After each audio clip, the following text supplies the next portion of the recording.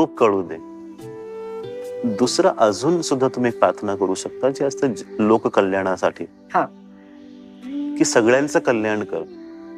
जे पण दुःखी आहे त्यांना सुख दे, आनंद दे, भरभराट त्यांच्या जीवनात येऊ दे, होऊ दे त्यांची.